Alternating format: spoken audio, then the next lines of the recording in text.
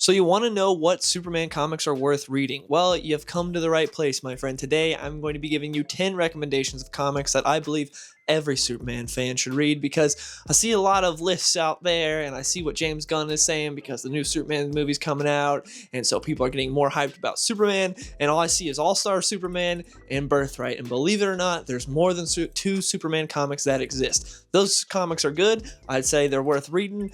But in my opinion, there are comics that are better than All-Star Superman, and Birthright is like the 5th best Superman origin. Again, both comics are worth reading, but I think there are comics that are much better, and that's what I want to do for this video. So I'm going to be doing 10 comics, and I broke it down to 2 separate parts, which is 5 complete story arcs, 5 multiple part story arcs, and then 5 single issues to give some variety, and I thought that would be fun. So without further ado, let's get into it. Now, since I started off by saying that Superman Birthright is not the best Superman origin, which a lot of people will disagree with, let's talk about what, in my opinion, is the best Superman origin, which is Secret Origin from Geoff Johns and Gary Frank. That's my first recommendation. Start off with the best origin. Also, this list is in no particular order, other than I'm just going to be switching between a single issue and a complete multiple story arc. So Secret Origin, it's great. Each issue just tackles a different part of Clark's life. You start out in Smallville, then you go to Metropolis, you go different problems he's tackling, and then we get a sort of a more condensed story in Metropolis with him taking on Parasite and Metallo, and you get to see how people first react to him, because when he goes to Metropolis, you see that Lex is sort of the savior of Metropolis. People worship him. He goes out every morning on his deck and is like, "Hello, people of Metropolis. I will choose one of you lowly people to save today to help." He sort of does a lottery in Metropolis. And then Superman comes up, and people suddenly stop. After Superman's been there for a bit, people stop looking to Lex to save them. They stop looking to the friggin' billionaires of Metropolis to save them. They're suddenly like, they get inspired by Superman, and they realize, there's more out there than just sitting there and waiting and hoping. You can actually go and do something. And it's a great story, and there's a lot of cool stuff in there. There's some great moments, and Gary Frank is one of the best. He's the best of the best, and Geoff Johns is one of my favorite writers. So great story, and I think it's the best Superman origin. It just really does a good job at covering the early days of Superman. There's a lot of good Superman origins, but this one's my favorite. Now, for the first single issue I'm going to suggest is Superman number 287. This is from Elliot Maggin and Curt Swan. Curt Swan's one of the most legendary Superman artists of all time, and Elliot Maggin's also a very legendary Superman writer. This is just a single issue, and it involves Krypto. I decided to choose this issue because I know that a lot of people are looking for comics to read because of the new Superman movie, and Krypto is going to be a prominent part of it, and Krypto's a cool character, and this issue is pretty cool. What happens is Krypto prior got his mind erased. He got amnesia from fighting this alien on another planet, and he saved these people, but he got erased. So now he's just going around Metropolis, and he finds this dog that he really likes. He finds this girl dog that he has a crush on, and he starts like going after that dog, trying to pursue it, and the owner doesn't really like it, starts beating him with a stick, but he's Krypto, so it breaks. And on the other half of this issue, you have Superman going on a date with Lois and them having a good time, and then an art heist happens, and he has to stop that, and there's a hilarious moment where these art thieves, their big thing is they have this new way to light things on fire, and they light Superman on fire, and they think he's the devil, and they're like, "Oh god, the devil's coming after us." They're like, "The devil's throwing fireballs at us." And there's this point where when Superman gets the flames wear off, they go, "Oh no, it's something worse than the devil, it's Superman." Which is hilarious, because generally people are so happy to see Superman. They're like, "Oh look, a bird is playing." No, it's Superman. They're all happy, but these guys are like, "What's worse than the devil? Superman." And it's great. And you see Krypto run into Superman, and he finally gets his memory back, and it's a really fun issue. And then there's also a backup story in this, which is pretty fun, which is also illustrated by Curt Swan, where a imposter Batman tries to fool Clark Kent, because Clark Kent has it set up to where he's going to do this sort of expose with Batman. He's going to do this story on this prison, and this guy that's trying to kill someone in prison pretends to be Batman and goes up to Clark, is like, "Hey, I'm Batman," does like a backflip, is like, "See, I'm the real thing." And Clark's like, "He doesn't know that I'm Superman, and I know that Batman's Bruce Wayne, and this ain't the real article." So he has to go, and hijinks ensues, and he figures out who this guy is, and he's just trying to like kill a guy so he doesn't snitch in prison. It's a funny backup story. But anyways, it's a really good crypto story, and if you're looking for good crypto comics, this is one of them, and it's from some legends, so I would definitely recommend checking it out. And for the third comic I'd recommend, it's Superman Camelot Falls from Kurt Busiek and Carlos Pacheco. I made a whole video on this because I think it's one of the most underrated Superman comics ever. Not enough people talk about it. It's really good.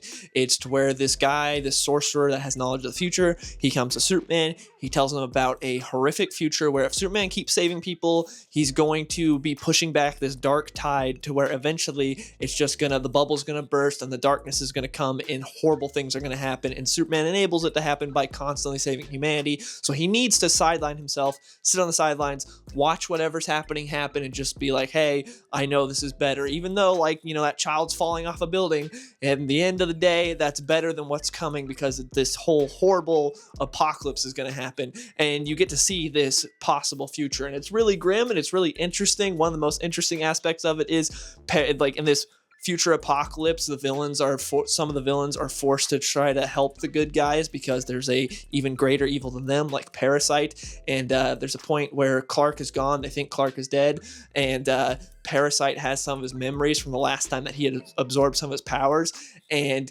Lois is telling him, hey, you know, to survive you need to absorb some stuff from other people, and he's like, but if I do that, it'll replace the memories I have of Clark, and I don't want to do that because his memories are of you and how much he loved you, and it's really heart-wrenching, and that's just one aspect of it. It's really, really good. Not a lot of people have read Camelot Falls. You should definitely read it. Number 4 is Action Comics number 814 from Chuck Austin and Ivan Reis. This is early days Ivan Reis. He's one of the best in the industry, and this is one of the most fun comics I've ever read. It's another day in the office for Superman. It's so much fun. So the issue starts off with Clark riding the monorail in Metropolis, going to his job, and then these just dumbasses try to rob it. Imagine trying to rob a monorail in Metropolis. Just normal dudes, normal thugs with guns, and they end up pushing Clark out of the monorail, and so he's able to get away and become Superman. He shows back up, and he's like, you idiots, what are you doing with guns? Bullets don't work on me. And he also tells them, he's like, if one of those bullets ricochets and hurts an innocent person, even if it's just a slight burn, I will give that gun a guided tour of your intestines. This is a legit line from Superman. It's great. It's hilarious because these guys are portrayed as just really stupid burglars. So there's some fun stuff. There's a part where Superman takes one of the guys and just tackles him through the side of the monorail. And they're like, oh my God, Superman just killed that guy. I love that stuff when you just have stupid criminals in Metropolis that don't really know much about Superman, that are just deathly afraid of him. They just think Superman killed this guy, but then we see Superman just put him off in a separate part, but they didn't see that at first, so like, Superman kills guys, so they just give up.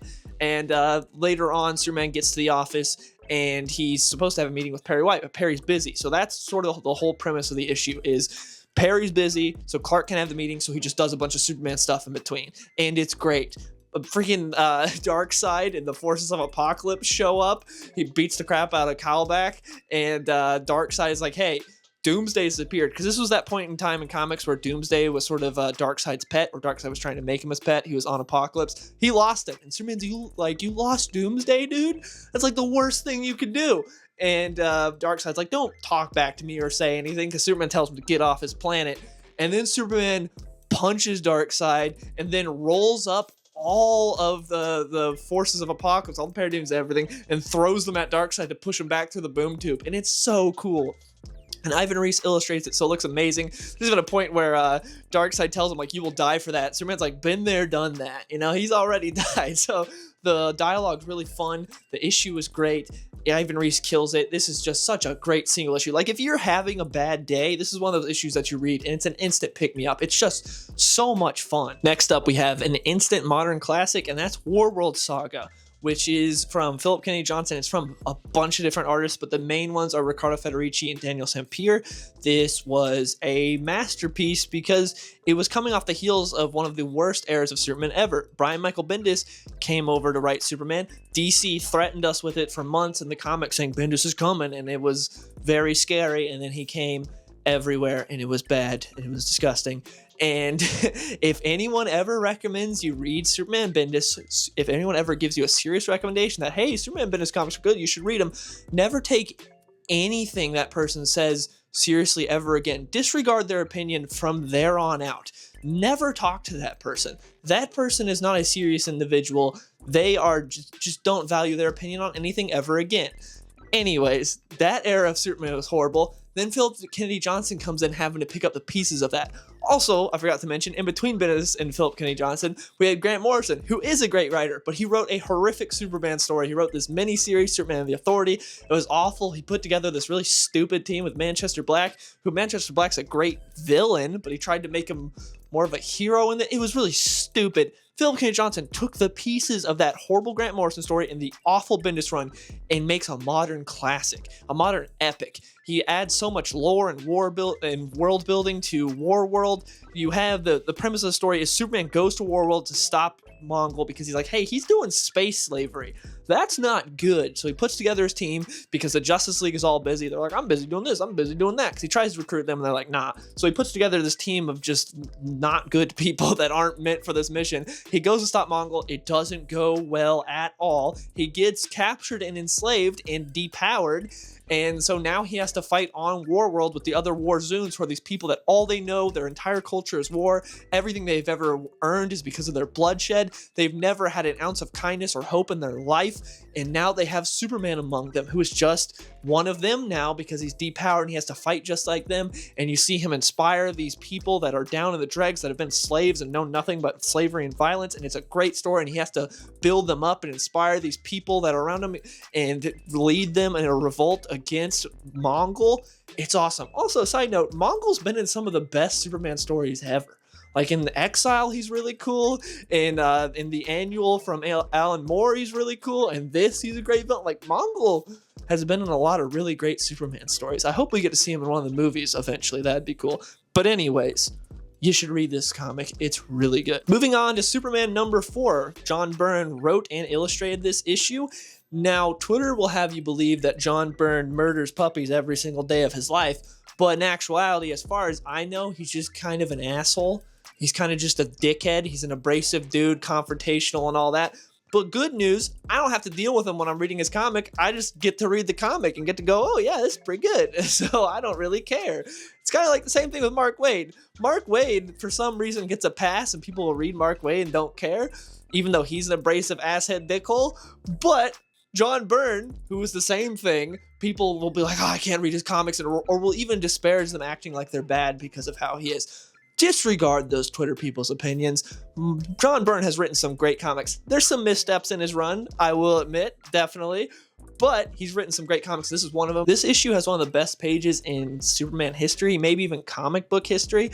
It's to where Bloodsport has the hostage. He pulls the trigger. You see the hammer slowly going to strike the pin, to fire the bullet into the hostage's head. Superman takes a step, uses a super seed, goes and gets there before it goes off. All this happens, just like a picosecond or whatever, however long it takes to do all that. But it's Superman, so time's a little slower for him, and it's so good, it's so cool, and it's intense. It's like a Western standoff. Oh my goodness. And the rest of the issue is fantastic as well. John Byrne is one of the best Superman artists ever. I love the way he draws Superman, and the colors are great. And the subject matter of this is much different than most Superman comics as well, because you have a very dark villain with Bloodsport. If you only know Bloodsport from the Suicide Squad movie, I hate to break it to you, he's much different in the comics. He is a horrible, evil person in the comics. The issue opens up in the aftermath of him committing a mass shooting, killing children. He's a rough guy. And so it tackles a lot of rough subject matter, and there's some tragedy in there and some stuff at the end that I won't spoil. You should read it. It's really, really good. Next up is Superman Ending Battle. I've sung the praises of this story so many times on my channel because it's awesome. It's an action-packed story with some consequences, and you get to see really into the mind of Superman and how he would act in certain scenarios. But this was during the time when Superman had 4 ongoing titles. A lot. It's like how Batman is today. Superman had a lot of comics at the time, so I'm going to read off the creators for this story. It's amazing that they were able to get this story as coherent and as good as it is, because a lot of the times when you have comics where it jumps from title to title to title, where it's like, hey, here's a crossover among these titles, it's like, and it sucks. This is really good though. So the creators for this are Jeff Johns, Joe Casey, Joe Kelly, Mark Schultz, Derek Acoin, Brandon Badu, Pascal Ferry, Duncan Raoul. I probably mispronounced half of those, I'm sorry, but those are all the people that were involved with this, the writers and artists that is, and it's a great story. You got a lot of cool stuff. You got a villain goes to attack Pa Kent and They're in Kansas, though. That brother's got a double barrel shotgun and just destroys them. It's awesome. You have a very crazy ending where some things happen that I don't want to spoil, but the darkest of days for Superman, you get to see how he would react. And I don't really want to spoil who the main villain is, because throughout the plot, Superman gets attacked by a bunch of his foes, by a bunch of random villains of his, where he's like, why are these guys showing up? What are they doing? What's going on? And you're wondering who's setting this up, and you see who the mastermind is and what they did, and it's crazy, and Superman fights a bunch of different villains, and it's really cool, and it's written so well. I love it. Superman Ending Battle doesn't get enough praise. It's so good. Next up is a comic that does get all the praise and all the flowers as it should. It's Action Comics number 775 from Joe Kelly, Doug Mahnke, Lee Bermejo. It's amazing. For a reason, it gets all of the praise. It's what's so funny about Truth, Justice, and the American Way. It's during the early 2000s when all these edgy heroes and edgy comics were at the height of their fandom. You had so many people that were kind of just dipping off of the Boy Scouts like Superman and Captain America, very much being like, oh, I'm more into these edgy heroes. Like, oh, what's Mark Millar doing? What's Warren Ellis doing? Like, more of these sort of edgy, dark heroes, and Superman was falling to the wayside. And so Joe Kelly did a great comic addressing that, talking about, does Superman really need to change with all that? Does Superman need to be more darker and edgy and violent like those guys? Or can he persevere? Is he a timeless character? And spoiler alert, he is. And this introduced Manchester Black, who's one of the best new additions to Superman. As far as new, I mean like the past 30 years. But hey, that's saying something, because it's really hard to get new villains over in comics. It's really hard. So to have a character like this that's been a mainstay for the past 30 years is crazy. And I just really like this comic. It's one of those ones that gets all of the praise and actually deserves it. Next up is what I believe to be the best Superman story ever told, in my personal favorite comic book I've ever read, which is Superman Up, Up, and Away from Geoff Johns, Kurt Busiek, Pete Woods, and Hanato Guedes. I'm really bad with names. I'm sorry. But this is a spectacular comic. Superman Up, Up, and Away takes place after Infinite Crisis. It's a year after. Superman has been without his powers for a year because after Infinite Crisis, during Infinite Crisis at the end, he flew through a kryptonite asteroid field and a red sun, and so that depowered him. He's got no powers for the past year, and he still has no powers at the start of the story. You can see, how does that affect his life? Is he depressed? Is things really bad? Turns out, no, everything's great. He's gone past Lois to be the best reporter at the Daily Planet because he can focus on reporting and being the best. Him and Lois's relationship is better than it's ever been because he can be there for her always, instead of her having to split him with Metropolis and the rest of the world because he has a responsibility to do that. No, now he doesn't. Now he's just, hey, he can be the best husband of all time. Everything is going amazingly, and he's still contributing and helping and doing everything he can through his reporting, busting crimes, and doing amazing things. And then in the story, he slowly gets his powers back at one point. It's a great scene where he's in a park and someone shoots at Jimmy Olsen, and he has to be fast enough to get there because he's not at full power yet.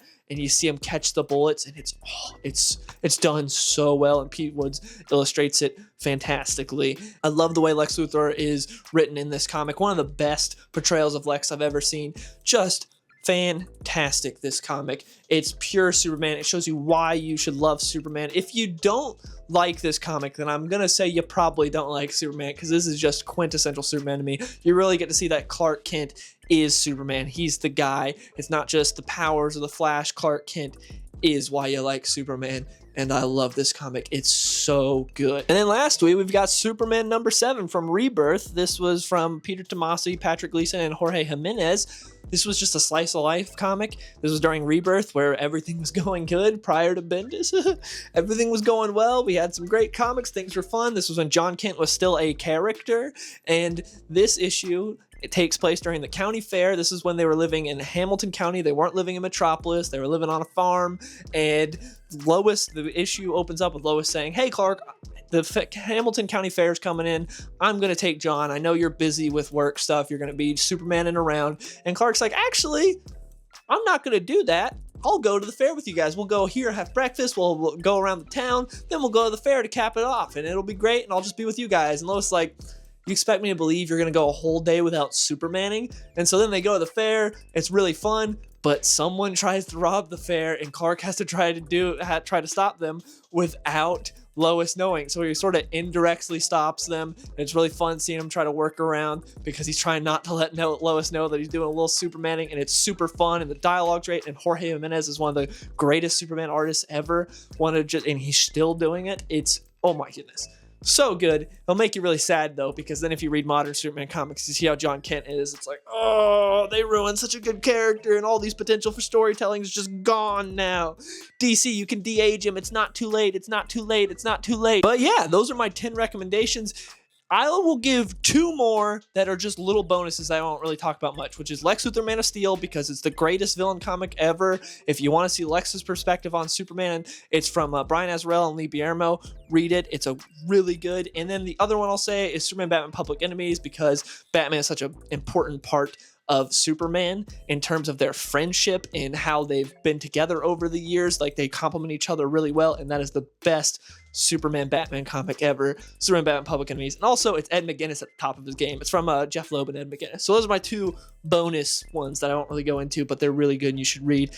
Anyways, that's it. This was really fun. I hope you guys enjoyed the video. I want to hear some recommendations down below from you guys if you had some comics that you would really recommend for people to read if they're looking to get into Superman. And also, let me know what you think of the video. Hope you guys enjoyed it. Hope you check out some of these comics, and I will see you later. Hey, skinny boy, saucy boy, I be running to the bank. Yeah, you know I hit the gas in the whip full tank. Riding past the ocean while I'm listening to Frank.